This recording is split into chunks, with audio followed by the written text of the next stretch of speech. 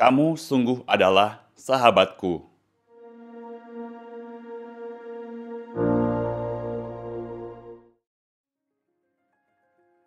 Hari ini Tuhan Yesus sedang mempersiapkan murid-muridnya untuk berpisah darinya.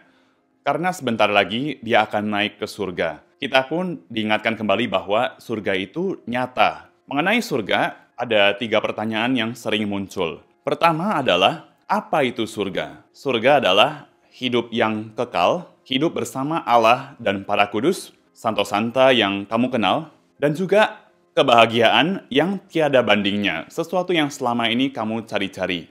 Lalu pertanyaan kedua adalah, bagaimana saya bisa sampai ke surga? Di mana surga? Saya bisa sampai ke surga kalau saya meninggalkan dunia ini sebagai sahabat Allah.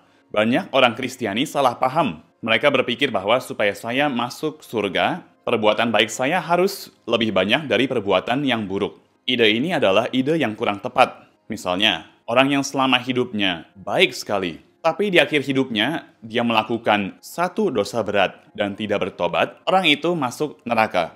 Sebaliknya, kalau ada seorang kriminal yang hidupnya bejat, tapi di akhir hidupnya, 1 menit sebelum dia meninggal, dia mengaku dosa dan berbalik kepada Allah, orang ini bisa masuk surga.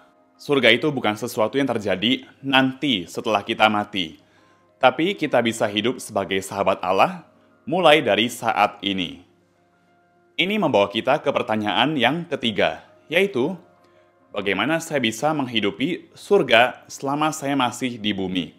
Ada banyak cara, tapi hari ini saya mau menawarkan satu cara, yaitu kemiskinan. Saya tidak sedang berbicara tentang hidup berantakan atau kotor. Bukan. Kemiskinan itu bukan pertama-tama tidak mempunyai apa-apa, tapi terutama tidak terikat dengan barang-barang yang kita punya. Maksudnya apa? Maksudnya adalah, saya boleh punya, boleh tidak punya. Saya bisa meminjamkan barang-barang yang saya miliki kepada orang lain. Dan saya juga mau sungguh-sungguh merawat barang yang saya miliki. Karena suatu hari orang lain bisa menggunakan barang saya. Misalnya, saya menyumbangkan barang-barang saya, atau karena saya meninggal dunia. Dan ketika saya meninggal, saya tidak membawa barang-barang yang saya miliki. Betul?